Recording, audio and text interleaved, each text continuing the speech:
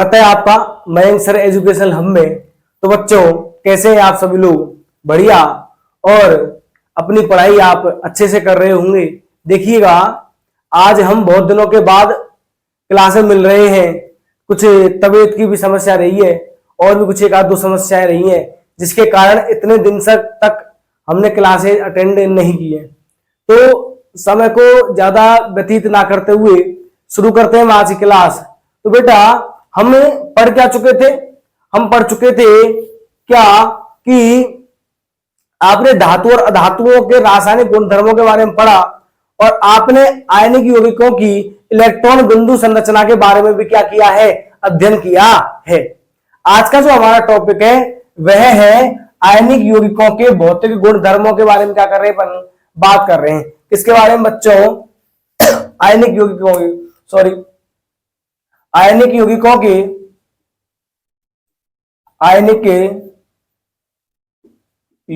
के भौतिक गुण धर्म के बारे में आज हमें यह पढ़ना है। ठीक है ना? तो यही क्या है हमारे बच्चों, हेडिंग है आज की कि आयनिक यौगिक कौन कौन से भौतिक गुण धर्म दर्शाते हैं। और पहली बात करते हैं किसकी? पहला गुण क्या है? भौतिक प्रकृति। कौन सा गुण है बच्चों? पहला गुण क्या है? भौतिक प्रकृति। तो सुनिएगा क्या होता है। देख रहा, आप जानते हैं क्या? देखिए, अपन एक एग्जांपल लेते हैं। मैंने क्या कहा? आपके पास क्या है? NaCl। और इस NaCl में Na तो क्या है? प्लस, और Cl क्या है? माइनस है। मतलब इन दोनों ही, इसे NaCl का जो निर्माण हो रहा है वह धनायन और ऋणायन के मध्य मजबूत आकर्षण बल के द्वारा हो रहा है। यानी कि आप क्या कह सकते हैं कि आयनिक यौगिकों के मध्य मजबूत आकर्षण बल पाया जाता है। और जब मजबूत आकर्षण बल पाया जाएगा तो आप जानते हैं वह चीज कैसी होती है बच्चों? ठोस। कैसी होती है? ठोस। वह कैसी होगी? कठोर होगी। कैसी होगी? कठोर। तो क्या लिखेंगे आप कि आयनिक यौगिकों में क्या पाया जाता है? मजबूत अंतर आयनिक बल पाए जाते हैं। ठीक है ना? ये क्या है? मजबूत अंतर आयनिक बल है। और मजबूत अंतर आयनिक बल पाया जाएगा तो वे कैसे होंगे? ठोस होंगे। और कैसे होंगे? कठोर होंगे। ठीक है ना? अब क्या होता है, तो आपने सामान्यतः नमक के क्रिस्टल देखे होंगे मोटे मोटे से। ठीक है ना? मार्केट में आपको मिल जाते हैं। जब आप पंसारी की दुकान पर जाओगे तो आपको नमक के मोटे मोटे वो मिल जाते हैं। यदि क्या करते हैं अपन उन पर क्या करें? चोट करें। क्या करें? चोट करें तो ये चोट करने पर बिखर जाता है, टूट जाता है। यह गुण क्या कहलाता है बच्चों? भंगुरता या भंगुर कहलाता है। क्या कहा मैंने कि सामान्यतः आपने नमक के क्रिस्टल देखे होंगे और जब क्या करते हो आप इन पर किसी भी अन्य वस्तु से क्या करते हो? चोट करते हो, प्रहार करते हो, तो आपने ये पाया होगा कि वह नमक जो होता है वो बिखर जाता है या टूट जाता है। जब किसी चीज पर चोट करें और वह टूट जाए तो वह गुण कहलाता है बच्चों भंगुर। तो याद रखिएगा, आयनिक यौगिक कैसी प्रकृति के होते हैं? भंगुर प्रकृति के। कैसी प्रकृति के? भंगुर। कोई आपसे पूछे क्यों होते हैं भंगुर? क्योंकि इन पर यदि क्या डाला जाए? अत्यधिक दाब डाला जाए। क्या डाला जाए? अत्यधिक दाब। तो अत्यधिक दाब डालने पर क्या हो जाता है? ये टूट जाते हैं। क्या हो जाते हैं? टूट जाते हैं। तो याद रखिएगा, यह क्या है आपकी बच्चों? पहली प्रॉपर्टी है किसकी? आयनिक यौगिकों की। पूछ सकता है आपसे कि आयनिक यौगिकों की भौतिक प्रकृति कैसी होती है? तो सामान्यतः कैसे होते हैं? ठोस होते हैं। और कैसे होते हैं? कठोर होते हैं। और सामान्यतः कैसे होते हैं? भंगुर प्रकृति दर्शाते हैं। चलिएगा, करते हैं नेक्स्ट गुणधर्म के बारे में चर्चा। और दूसरा जो गुणधर्म है वो है गलनांक और क्वथनांकों के बारे में। कौन सा गुणधर्म है बच्चों? दूसरा, गलनांक व क्वथनांक। और देखिएगा, मैंने आपको इसके बारे में बहुत बार बताया है। ठीक है ना? यदि आप शुरू से ही क्लासेस ले रहे हैं तो मैंने आपको बहुत बार बताया है कि देखो, जिन चीजों के मध्य क्या पाया जाएगा? बहुत अत्यधिक क्या है? मजबूत बॉन्डिंग है। जैसे मान लीजिएगा, आपके सामने मैं ये एग्जांपल दिखा रहा हूं, दोनों एक दूसरे के साथ मजबूत बॉन्ड से जुड़े हुए। जब ये मजबूत बॉन्ड से जुड़े हुए हैं तो आपको इस बॉन्ड को तोड़ने के लिए क्या करनी पड़ेगी? बहुत अत्यधिक मात्रा में क्या देनी पड़ेगी? एनर्जी यानी देनी पड़ेगी। और आप अत्यधिक मात्रा में एनर्जी दोगे तो सिंपल सी क्या कहानी है कि इनका गलनांक जो है और इनका क्या है? क्वथनांक जो है वो क्या हो जाएगा? उच्च हो जाएगा, यानी बहुत अधिक हो जाएगा। तो अब यदि मैं आपसे क्वेश्चन पूछूं तो क्या आपने अभी ये नहीं पढ़ा कि आयनिक यौगिकों के मध्य क्या पाया जाता है, मजबूत अंतर आयनिक बल पाया जाता है। अब जब आपने ये पढ़ लिया कि इनके मध्य क्या पाया जा रहा है, मजबूत आकर्षण बल पाया जा रहा है, तो सीधी सी बात है उसको तोड़ने के लिए क्या होगा, अत्यधिक ऊष्मा की आवश्यकता होगी या ऊर्जा की आवश्यकता होगी। इसलिए गलनांक और क्वथनांक कैसे हो जाएंगे, उच्च हो जाएंगे। कैसे हो जाएंगे बच्चों, उच्च। तो क्या कहोगे आप, मजबूत क्या पाया जाता है, अंतर आयनिक आकर्षण बल, और इस मजबूत आयनिक आकर्षण बल के कारण ही क्या होते हैं, इनके ये गलनांक और जो क्वथनांक होंगे बच्चों वो कैसे हो जाएंगे, उच्च हो जाएंगे। कैसे हो जाएंगे, उच्च हो जाएंगे। ठीक है ना। तो कितने गुणधर्म पढ़ लिया आपने, दो। पहला तो कौन सा पढ़ा था, भौतिक प्रकृति, और दूसरा कौन सा पढ़ा है आपने, गलनांक और क्वथनांक। अब बात करते हैं थर्ड प्रॉपर्टी की, और सुनिएगा कि थर्ड प्रॉपर्टी क्या है, और थर्ड प्रॉपर्टी है घुलनशीलता। क्या है बच्चों, घुलनशीलता। देखना थर्ड प्रॉपर्टी क्या है, घुलनशीलता। ठीक है ना। और क्या होती है तो समझो। मैं यदि आपसे एक उदाहरण के बारे में बात करूं, आपने सामान्यतः उद्यम तो बहुत बचाए होंगे ना, सब बचाते, अपन ने भी बचाया है। और करते क्या है अपन लोग कि जैसे मान लो किसी ने पीने के लिए पानी मांगा, और यदि हमें उसके साथ धक्का करना है तो अपन क्या करते हैं, उसमें नमक घोल देते हैं। किसमें, पानी में, और तब उस नमक को घोल करके उसे पिला देते हैं। जैसे वो पिएगा कैसा होगा, बावड़ा हो जाएगा, भैया ये किसने मुझे क्या पिला दिया। ठीक है ना। तो क्या है नमक, नमक आप जानते हैं कैसा यौगिक है, आयनिक यौगिक है। कौन सा यौगिक है, आयनिक यौगिक। और जब आपने उस आयनिक यौगिक को किस में डाला, पानी में डाला। ठीक है ना। ये मान लीजिएगा बोतल है, और इस बोतल में आपने क्या डाल दिया, जैसे ही नमक के क्रिस्टल डाले या NaCl डाला, आप जानते हो कि NaCl जो है वह इस पानी में क्या हो जाएगा, डिजोल्व यानी कि घुले जाएगा। अब NaCl एक आयनिक यौगिक है और पानी में डालते हुए घुल गया, तो सिंपल सी कहानी आपके पास आ गई क्या, कि आयनिक यौगिक जो होते हैं वह क्या होते हैं, पानी में, किसमें, पानी में कैसे होते हैं, घुलनशील होते हैं। कैसे होते हैं बच्चों, घुलनशील होते हैं। कौन, आयनिक यौगिक। तो आयनिक यौगिक जो होते हैं वह पानी में कैसे होते हैं, घुलनशील होते हैं। कैसे होते हैं, घुलनशील होते हैं। लेकिन हमारे बुक में दो विलायक दिए हुए हैं, और वो दो विलायक कौन कौन से हैं, एक तो दिया हुआ है आपके में पेट्रोल। क्या दिया हुआ बच्चों, पेट्रोल। और एक दिया हुआ है आपके में केरोसिन। पेट्रोल और केरोसिन। पेट्रोल व केरोसिन ऐसे विलायक हैं जिसमें आपका जो आयनिक यौगिक होता है वह घुलता नहीं है। क्या कह रहा हूं, दोबारा सुन लीजिएगा। पानी में तो घुलेगा, लेकिन पेट्रोल और केरोसिन में नहीं घुलेगा। अब देखना बहुत बार क्या होती है, हम केवल रट्टा मार रहे हैं ना कि भाई पानी में घुल जाएगा, इनमें नहीं घुलेगा, इनमें घुल जाएगा, इनमें नहीं घुलेगा, तो आप वहां भूल जाते हैं। ठीक है ना। आपको इस लेवल तक 10th क्लास से बस ये इसके बारे में इतना याद रखना है। तो तरीका क्या है, देखो प्रयोगों से समझा करो। आपके दैनिक जीवन में जो चीजें आप देख रहे हैं, आपने नमक को पानी में डाला है, और मैंने आपको बहुत बार बताया कि नमक कैसा यौगिक है, आयनिक यौगिक है। NaCl क्या है, आयनिक यौगिक है। और जब आप आयनिक यौगिक को पानी में डाल दो तो बताओ नमक घुल रहा है, नहीं घुल रहा, घुल रहा है। तो सिंपल सी कहानी क्या है, पानी में क्या होते हैं, घुलनशील होते हैं। कैसे होते हैं, घुलनशील। कौन से यौगिक है, आयनिक यौगिक, पानी में या जल में घुलनशील होते हैं। तो सिंपल सी कहानी है, पेट्रोल और केरोसिन में कैसे हो जाएंगे, अघुलनशील, या आप कह सकते हो अविलेय होते हैं।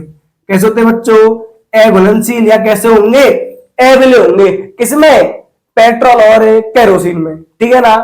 अब बात करते हैं इसके चौथे प्रॉपर्टी की, बहुत ही इंपॉर्टेंट प्रॉपर्टी है, जहां से आप कह सकते हैं कि हाँ यहां से कुछ हमसे पूछा जा सकता है। और देखिएगा वो क्या है, वह है विद्युत चालकता। कौन सी प्रॉपर्टी बच्चों, विद्युत चालकता। ये कौन सी प्रॉपर्टी है, इसकी चौथे नंबर की प्रॉपर्टी है। तो समझना, आपने जब अम्ल क्षार वाला चैप्टर पढ़ा था तब भी मैंने आपसे कहा था, वहां पर आपने पढ़ा हुआ है अम्लों के जलीय विलयन विद्युत के क्या होते हैं, स्वचालक। क्यों हुए थे, क्योंकि वह अपने जलीय विलयन में क्या दे रहे थे, H+ दे रहे थे। और H+ क्या था, एक आयन ही तो है, बोलो है नहीं है, हाइड्रोजन आयन आपने उसे कहा था। तो सॉरी क्या कहा है हमने, कि विद्युत की चालकता के लिए, विद्युत की चालकता के लिए क्या जरूरी है? इस विद्युत की चालकता के लिए याद रखिएगा आवेशित जो कण है, कौन से कण है बच्चों? आवेशित जो कण है, इन आवेशित कणों का क्या जरूरी है? प्रवाह जरूरी है। क्या जरूरी है? प्रवाह। और वो भी कौन से कणों का? आवेशित कणों का। यानी ऐसा कोई कण है जो कैसा है? आवेशित है, यानी उसके ऊपर धनायन है, वो क्या है? ऋणायन है। और यदि वो क्या कर रहा है? प्रवाहित हो रहा है, गमन कर रहा है, गति कर रहा है स्वतंत्र रूप से, तो याद रखिएगा वो क्या करेगा? विद्युत धारा का क्या करेगा? चालन करेगा। अब होता क्या है कि जब आपने आयनिक यौगिकों की कौन सी अवस्था ली? जलीय विलयन लिया, तो यह अपने जलीय विलयन में विद्युत के क्या होते हैं? सुचालक होते हैं। क्या होते हैं? विद्युत के सुचालक। क्यों होते हैं? क्योंकि आयनिक यौगिक अपने जलीय विलयन में, किसमें है? जलीय विलयन में। देख रहा, हम इस डायग्राम से समझने का प्रयास करते हैं। मान लीजिएगा, देखिए मैंने ये डायग्राम बनाया आपके सामने, ये पात्र है। उस पात्र में कोई भी आपने आयनिक यौगिक ले लिया, और मैं उदाहरण के लिए ले रहा हूं NaCl। क्या ले लिया मैंने? ये NaCl का क्या है? ये जलीय विलयन है। क्या है NaCl का? जलीय विलयन। ठीक है ना। अब ये क्या लगे हुए हैं? इसमें 2 इलेक्ट्रोड लगे हुए हैं। क्या लगे हुए? 2 इलेक्ट्रोड। और आप जानते हैं 2 इलेक्ट्रोडों में एक तो क्या होता है? प्लस, एक क्या होता है? माइनस। प्लस वाले को क्या बोलते हैं? एनोड। माइनस वाले को क्या बोलते हैं? कैथोड। ठीक है ना। अब मैं परिपथ पूरा कर रहा हूं। ये मैंने से लगा दी बैटरी, ये लगा दी कुंजी, ये लगा दिया बल्ब, और इसे मैंने परिपथ से जोड़ दिया है। अब समझना मैं क्या कह रहा हूं कि आयनिक यौगिक अपने जलीय विलयन में क्या करते हैं? आयनों में क्या हो जाते हैं? मुक्त हो जाते हैं। क्या हो जाते हैं? आयनों में मुक्त। देखो उदाहरण से समझिएगा, NaCl का जलीय विलयन ले लिया। अब जैसे ही आप इस नमक को इस पानी में डालोगे, यह क्या दे देगा? ये तो देगा, एक तो देगा Na+, और क्या दे देगा आपको? Cl-। क्या देगा? Cl-। और आप ये भी पढ़ चुके हैं क्या कि जो आपको ये आयन प्राप्त हुए हैं, यह हमेशा विपरीत इलेक्ट्रॉनों की ओर क्या करते हैं? गमन। मतलब क्या हुआ? माइनस वाला तो कहां जाएगा? प्लस वाले पर। कहां जाएगा? प्लस वाले पर। और प्लस वाला कहां जाएगा? माइनस वाले पर। ठीक है ना। प्लस का मतलब क्या है? एनोड। माइनस का मतलब क्या है? कैथोड इलेक्ट्रोड है। ये कौन सा है? एनोड है। आई बात समझ में? अब सुनिएगा कि विद्युत चालकता के लिए आवेशित कणों का क्या है? प्रवाह जरूरी है। जब आयनिक यौगिकों के जलीय विलयन में क्या होता है कि यह आयनों में क्या जाते हैं? मुक्त हो जाते हैं। आयनिक यौगिक अपने जलीय विलयनों में आयनों में मुक्त हो जाते हैं, और ये आयन क्या करते हैं? विपरीत इलेक्ट्रॉनों की ओर। किसकी ओर? विपरीत इलेक्ट्रॉनों की ओर क्या करते हैं? गमन करते हैं। क्या करते हैं? गमन करते हैं। और गमन करके क्या करते हैं? विद्युत धारा का क्या करते हैं? चालन करते हैं। क्या करते हैं बच्चों? विद्युत धारा का चालन करते हैं। ठीक है ना। अब ये आज तक की तो आपको बात समझ में आ गई। अब देख रहा एक क्वेश्चन बनता है यहां पर, क्या मैं यदि इसको क्वेश्चन बेस में कहूं, यहां तक आपको समझ में आ गया हो विद्युत चालकता क्यों कर रहे हैं। अब एक क्वेश्चन डायरेक्ट वे में तो नहीं दिया हुआ हमारी बुक में, लेकिन इनडायरेक्ट वे में उसको पूछा जा सकता है। लाइनें जरूर दी हुई है तो समझेगा, उसको मैंने क्वेश्चन के फॉर्म में डाल दिया है। क्या कि मैं यदि आपसे क्या कहूं कि आयनिक यौगिक जो है वो अपनी ठोस अवस्था में, कौन सी अवस्था में बच्चों? ठोस अवस्था में क्या नहीं करते? विद्युत धारा का चालन नहीं करते, परंतु कौन सी अवस्था में करते हैं? गलित अवस्था में है, द्रव अवस्था में करते हैं। कौन सी अवस्था में? गलित अवस्था में करते हैं। क्या कहा जा रहा है? दोबारा सुन लीजिएगा एक मिनट, कि आपने क्या पढ़ा है कि आयनिक यौगिक जो होते हैं वह ठोस अवस्था में क्या नहीं करते? विद्युत धारा का चालन नहीं करते, परंतु किसमें करते हैं? गलित अवस्था में विद्युत धारा का चालन करते हैं। ऐसा क्यों हो रहा है देखना। तो क्या कहोगे आप कि आयनिक यौगिक जो होते हैं वह ठोस अवस्था में क्या नहीं करते? उनके मध्य मजबूत अंतर आयनिक आकर्षण बल पाया जाता है, जिसके कारण क्या नहीं होते? वो मुक्त नहीं होते, और मुक्त नहीं होकर के वह स्वतंत्र रूप से क्या नहीं करते? गति नहीं करते। दोबारा सुनना, मैंने क्या कहा कि ठोस अवस्था में आयनिक यौगिकों के मध्य मजबूत अंतर आयनिक आकर्षण बल पाया जाता है, जिसके कारण वो क्या नहीं होते? मुक्त नहीं होते। क्या नहीं होते?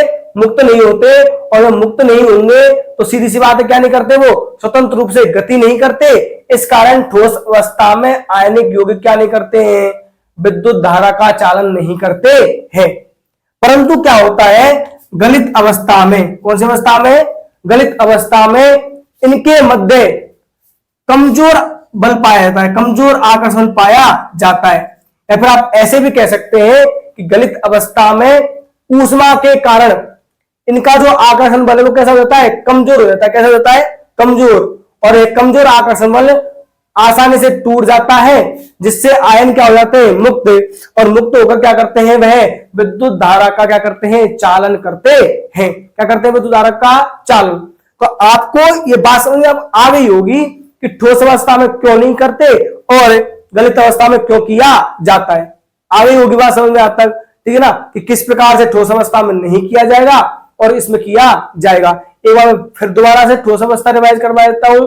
क्या कहोगे कि ठोस अवस्था में मजबूत आकर्षण बल पाया जाता है, जिसके कारण ठोस अवस्था में आयन मुक्त नहीं होते और वो स्वतंत्र रूप से गति नहीं करते, जिसके कारण आयनिक यौगिक ठोस अवस्था में धारा का चालन नहीं करते हैं, नहीं करते हैं, याद रखना, ठीक है ना। जबकि गलित अवस्था में क्या होता है, आयनों के मध्य पाए जाने वाला अंतर आयनिक बल क्या होता है, कमजोर होता है। कैसा होता है, कमजोर होता है, ठीक है ना। और जो ऊष्मा पाकर के कैसा हो जाता है, आसानी से टूट जाता है। गलित अवस्था में आयनिक यौगिक क्या कर देते हैं, अपने आयन मुक्त करते हैं, और ये आयन किस रूप में, स्वतंत्र रूप में क्या करते हैं, गति। स्वतंत्र रूप में क्या करते हैं, गति। और जब स्वतंत्र रूप में गति करते हैं तो क्या करते हैं बच्चों, धारा का चालन करते हैं। क्या करते हैं, धारा का चालन। तो आपको बात समझ में आ गई होगी कि कैसे ठोस कर रहा है, कैसे द्रव, सॉरी ठोस नहीं कर रहा है और द्रव कर रहा है, ठीक है ना। अब आज की क्लास के लिए बस इतना ही। इससे आगे हमें क्या पढ़ना है, खनिज पढ़ने हैं, अयस्क पढ़ने हैं, और उनके निष्कर्षण की क्या पढ़नी है, कुछ विधियां पढ़नी है, और यह हमारा चैप्टर क्या हो जाएगा, समाप्त हो जाएगा। देखो जल्दबाजी नहीं है ना, जल्दबाजी कुछ भी नहीं है, आराम से पढ़ेंगे। मैं कह रहा हूं अगली वीडियो में एक वीडियो और ले लेंगे एक्स्ट्रा, आसानी से समझेंगे, अच्छे से समझेंगे, क्योंकि अगला जो टॉपिक आने वाला है वो आपको अच्छे से समझ में आना भी चाहिए, ठीक है ना। क्योंकि ज्यादा यदि आप अच्छे से उसको ढंग से नहीं समझ पाए या फिर आपको ज्यादा लेंदी हो गया तो फिर चीजें मिक्स हो जाएंगी और वो चीजें आपको समझ में भी नहीं आएंगी। वीडियो को ज्यादा से ज्यादा लाइक किया करें, शेयर कीजिए और चैनल को सब्सक्राइब करना ना भूलें। मिलते हैं अगली क्लास में, तब तक अपनी सेहत का ध्यान रखें और अपने परिवार का ख्याल रखें। जय हिंद।